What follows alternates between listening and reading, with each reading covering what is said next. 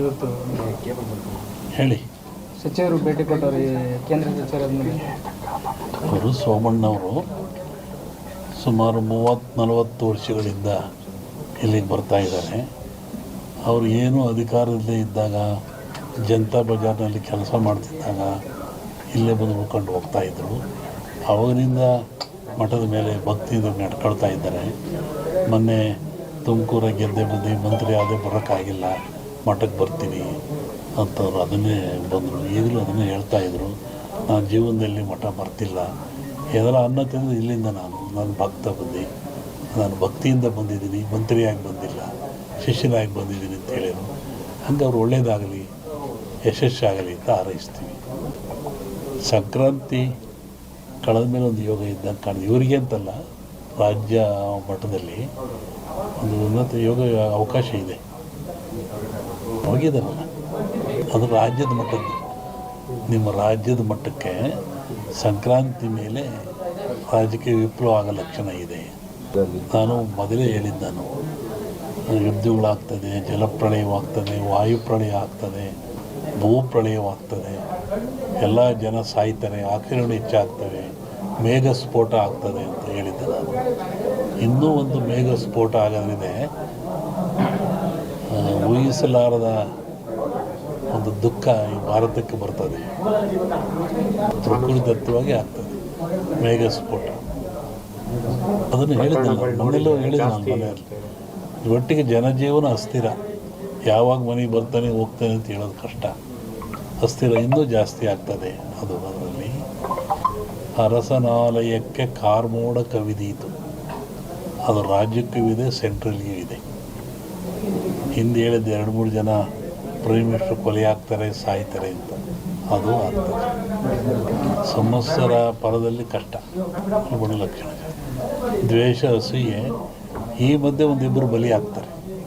ಹೇಳಿದ್ದಲ್ಲ, ಸಂಕ್ರಾಂತಿ ಮೇಲೆ ವಿಪ್ಲವ ಆಗೋ ಲಕ್ಷಣ ಇದೆ. ಇಲ್ಲ ಸರ್, ಸಿದ್ದರಾಮಯ್ಯಗೆ ತೊಂದರೆ ಇಲ್ಲ. ಮೂಡ ಬರುತ್ತೆ, ಮೂಡ ಹೋಗುತ್ತೆ ಅಷ್ಟೆ. ಏನು ಆಶೀರ್ವಾದ ಬಂದರೆ ಆಶೀರ್ವಾದ ಆಗ್ತದೆ. ಈಗ ನಮ್ಮ ಸಂಕೇಶ್ವರ ವರ್ಷಕ್ಕೋಸ್ಕರ ಕರೆಸ್ತಾರೆ. ಹೋದವರು ಅಲ್ಲಿ ಬಂದಿದ್ದೆ,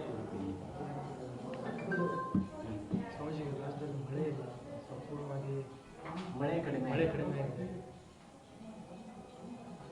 ಮನುಷ್ಯ ಎಷ್ಟು ತಪ್ಪು ಮಾಡಿದ್ರು ಆ ಭಗವಂತ ಕ್ಷಮಿಸ್ತಾನಂತೆ. ಮನುಷ್ಯ, ಪ್ರಾಣಿ, ಭೂಮಿ ಏನು ಮಾಡಿದ್ರು ಸೃಷ್ಟಿಕರ್ತ ಅವನೇ ಅಲ್ಲದೆ ಅವನು ಕ್ಷಮಿಸ್ತಾನಂತೆ. ಆದರೆ ಮನುಷ್ಯ ಮಾಡಿದ ಕರ್ಮಗಳು ಅವನು ಕ್ಷಮಿಸಲ್ಲಂತೆ. ಭಗವಂತ ಕ್ಷಮಿಸಿದರೂ ಮನುಷ್ಯ ತಾನು ಮಾಡಿದ ಕರ್ಮಗಳನ್ನು ಅವೇ ಕ್ಷಮಿಸಲ್ಲ. ಹಾಗಾಗಿ ಮನುಷ್ಯನ ಕರ್ಮಬಾಧೆಗಳು ಹೆಚ್ಚಾದಾಗ ಇವೆಲ್ಲ ಸಾಮೂಹಿಕವಾಗಿ ಅನುಭವಿಸಲೇಬೇಕಾಗ್ತದೆ. ಹಾಗೆ ಮಳೆ, ಭೂಕಂಪಗಳು, ಅರ್ಥಕ್ವೇಕ್ಗಳು ಅಥವಾ ನಡೀತಾ ಇರ್ತವೆ. ಏನೂ ಆಗಲ್ಲ, ಬರುತ್ತೆ, ತಮಾಷೆ ಅಂತೂ ಬರುತ್ತೆ. ಮಳೆ ಏನು ತೊಂದರೆ ಇಲ್ಲ. ಈ ಬಾರಿ ಏನಾದರೂ ಇದೇ ಪರಿಸ್ಥಿತಿ ಮುಂದುವರಿಯುತ್ತೆ? ಇಲ್ಲ, ಚೆನ್ನಾಗಿ ತೊಂದರೆ ಏನಾಗಲ್ಲ. ಬರಗಾಲ ಛಾಯೆ ಇರ್ಬೋದು, ಅನುಕೂಲ ಆಗುತ್ತೆ. ಆ ಥರ ಹೇಳ್ಕೊಂಡು ಮಟ್ಟಕ್ಕೆ ಚೆನ್ನಾಗಾಗುತ್ತೆ. ಮೊನ್ನೆ ವಸತಿ ಹೇಳಿದ್ವಲ್ಲ, ಬೆಳಗಾವಿನಲ್ಲಿ ಶ್ರಾವಣ ಮಧ್ಯಭಾಗದಲ್ಲಿ ಮಳೆ ಬರ್ತದೆ. ನೀವು ಉತ್ತರ ಕರ್ನಾಟಕದಲ್ಲಿ ಆಯಿತು, ಎಲ್ಲ ಕಡೆಗೆ ಆಯ್ತಲ್ಲ. ಈಗ ಅಮಾವಾಸ್ಯೆ ನಂತರ ಇಲ್ಲಿ ಬರುತ್ತೆ, ತೊಂದರೆ ಇಲ್ಲ. ಅಮಾವಾಸ್ಯೆ ನಂತರ ಈ ಕಡೆ ಈಗ ರಾಜಕೀಯದಲ್ಲಿ ಬೇರೆ ಬೇರೆ ರೀತಿಯ ಬೆಳವಣಿಗೆಗಳು ನಡೆದವು. ಮೈತ್ರಿಗಳು ಯಾವ್ಯಾವ ಪಕ್ಷಗಳು ಲೋಕಸಭಾ ಚುನಾವಣೆ ಪೂರ್ವದಲ್ಲಿ ಈ ಬಗ್ಗೆ ಅದು ಬಂದಾಗ ಹೇಳೋದಂತ ಈಗೇನಾದ್ರು ಅವಶ್ಯಕತೆ ಇಲ್ಲ. ಇನ್ನೇನು ಬಂದೇ ಬಿಡುತ್ತಾ ಹೇಳೋದು ಇನ್ನೊಂದ್ಸತಿ ಗೊತ್ತಿಲ್ಲ ಅವಾಗ. ಅಲ್ಲ, ಇದೇ ಪರಿಸ್ಥಿತಿ ಕಂಟಿನ್ಯೂ ಆಗುತ್ತೋ ಲೋಕಸಭೆಯಲ್ಲಿ ಏನಾದರೂ ಬದಲಾವಣೆ ಕಾಣಬಹುದು? ಹೇಳ್ತೀನಿ, ಆ ಕಾಲಕ್ಕೆ. ಈಗ ಬಿಜೆಪಿಯವರು JDS ಅವರು ಹೊಂದಾಣಿಕೆ ಮಾಡ್ತಾರೆ. ನಮಗೇನು ಸಂಬಂಧ, ಅದ್ರ ಬಗ್ಗೆ ನಮಗೇನು ವಿಚಾರ ಅಂತ ಹೇಳಬಾರ್ದು. ದೇಶದ ಭವಿಷ್ಯ ಏನಾಗುತ್ತೆ? ದೇಶ ಹಿಂಗೆ ಹೋಗ್ತದೆ, ಹಿಂಗೆ ಹೋಗ್ತದೆ. ಸದ್ಯಕ್ಕೇನು ತೊಂದರೆ ಇಲ್ಲ. ಅನೇಕ ಆಪತ್ತುಗಳಿದ್ದಾವೆ. ಅದೇ ಬಂದೇ ಹೇಳಿದ ಭೂಕಂಪಗಳಾಗ್ತವೆ. ಮೊನ್ನೆ ಫಾರಿನ್ನ ಕಡೆ ಮಳೆ ಜಾಸ್ತಿ ಆಗ್ತದೆ. ಇಲ್ಲೂ ಉತ್ತರದಲ್ಲಿ ಮಳೆ ಅಂತ ಹೇಳಿದಾಗ ಹಾಗಾಗ್ತದೆ. ದೊಡ್ಡ ದೊಡ್ಡ ನಗರಗಳಿಗೆ ಆಪತ್ತಿದೆ, ತೊಂದರೆಗಳಿದ್ದಾವೆ, ಭೂಕಂಪ ಉಂಟಾಗುವಂಥದ್ದು, ಹಾಹಾಕಾರಗಳಾಗ್ತದೆ, ರಾಜಕೀಯದ ಅಸ್ಥಿರತೆ ಉಂಟಾಗ್ತದೆ. ಅವರಿಲ್ಲದೆ ಪ್ರಾಕೃತಿಕವಾಗಿ ದೋಷಗಳು ಇರ್ತದೆ. ರಾಜಕೀಯ ಅಸ್ಥಿರತೆ ಅಂದ್ರೆ ಅದನ್ನು ಸ್ವಲ್ಪ ಬಿಡಿಸಿ ಹೇಳಿದ್ರೆ ಹೆಂಗಿರುತ್ತೆ? ನೀವೇ ನೋಡುವಂತೆ ನಿಮಗೆ ಗೊತ್ತಾಗುತ್ತೆ.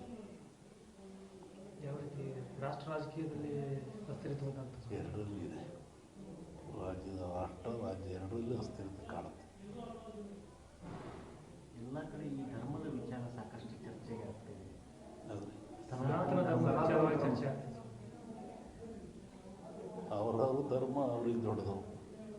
ಇದು ಭಾರತದಲ್ಲಿ ಸೆಕ್ಯುಲರಿಸಮ್, ಜಾತ್ಯತೀತವಾದ ಇದೆ.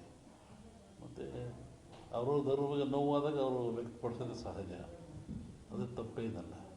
ಅದ್ರ ಬಗ್ಗೆ ನಾವು ಯಾವುದೇ ಪರ ವಿರೋಧ ಹೇಳುವಂಥದ್ದು ವಿಚಾರನ ಒಂದು ಸಲ ಎಲ್ಲ ದೇಶಕ್ಕೂ, ಎಲ್ಲ ಮನೆತನಕ್ಕೂ, ಎಲ್ಲ ಜನಕ್ಕೂ ತನ್ನದೇ ಆದ ಧರ್ಮ, ನೀತಿ, ಪರಂಪರೆ ರೂಢಿ ಇರ್ತದೆ.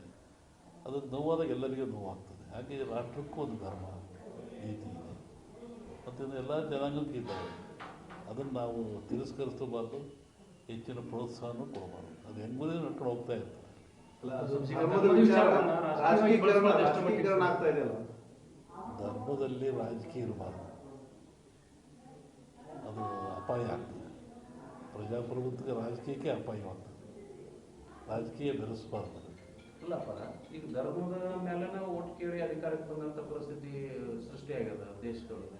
ಧರ್ಮಾಧಾರಿತ ರಾಜಕಾರಣ ನಡೆದು ಅದು ಅವರಿಗೆ ಸಂಬಂಧಪಟ್ಟದ್ದು. ಅಲ್ಲ, ನೀವು ಹೇಳಿದ್ರಲ್ಲಪ್ಪ ಈಗ ಧರ್ಮ ರಾಜಕೀಯ ಬೆರಿಬಾರ್ದು ಅಂತ ಹೇಳಿದ್ರಲ್ಲ. ಆದ್ರೆ ನಾವು ಒಂದು ಜನರ ನಡುವಲ್ಲ ದ್ವೇಷ ಬಿತ್ತಿ ಓಟು ಬೆಳ್ಕೊಳ್ಳುವಂಥ ಪರಿಸ್ಥಿತಿ ನಿರ್ಮಾಣ ಆಗ್ಯದ. ನೀರಿನಲ್ಲಿ ದೋಣಿ ಇರಬೇಕು, ದೋಣಿಲಿ ನೀರು ಇರಬೇಕು. ದೋಣಿ ಒಳಗೆ ನೀರಿದ್ರೆ ಏನಾಗ್ತದೆ? ಮುಳುಗ್ತದೆ. ನೀರಿನ ಮೇಲೆ ದೋಣಿದ್ರೆ ಹೋಗ್ತದೆ. ಒಂದಿನ ಲೈವ್ ಆಗ್ತದೆ. ದೋಣಿ ಮೇಲೆ ನೀರು ಬರುವಂಥ ಪರಿಸ್ಥಿತಿ ನಿರ್ಮಾಣ ಆಗುತ್ತೆ.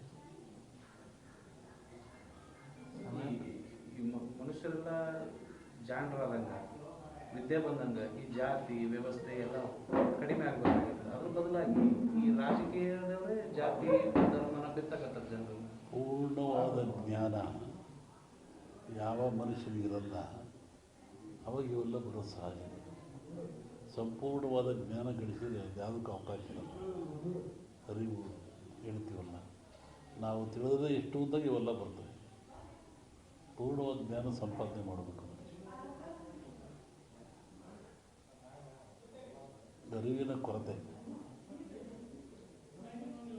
ಈ ಕೆಲವು ರಾಜಕಾರಣಿಗಳು ಈ ಹಿಂದೂ ಧರ್ಮ ಇರ್ಬೋದು, ಸನಾತನ ಧರ್ಮದೊಂದು ರೋಗ ಇದ್ದಂಗೆ, ಕುಷ್ಠ ರೋಗ ಇದ್ದಂಗೆ, ಅದನ್ನು ನಿವಾರಣೆ ಮಾಡಬೇಕು, ಈ ಥರದ್ದೆಲ್ಲ ಸ್ಟೇಟ್ಮೆಂಟ್ಗಳನ್ನು ಕೊಡ್ತಾರೆ. ಹಿಂದೂ ಧರ್ಮನ ಇಲ್ಲ, ಅದಕ್ಕೆ ಧರ್ಮದ ವ್ಯಾಖ್ಯಾನವೇ ಬೇರೆ ಇದೆ. ಅವರಿಗೆ ಅವ್ರು ಹೇಳಿದ್ರು ಹಿಂದೂ ಧರ್ಮ ಯಾರು ಹುಟ್ಟಿಸಿದ್ರು ಅಂತ. ಸುಮ್ಮನೆ ಯಾಕೆ ಹೇಳ್ತಾರೆ? ನೋವಾಗಿ ಅಂತ ಹೇಳ್ತಾರೆ. ಅದಕ್ಕೆ ಪರಿಹಾರ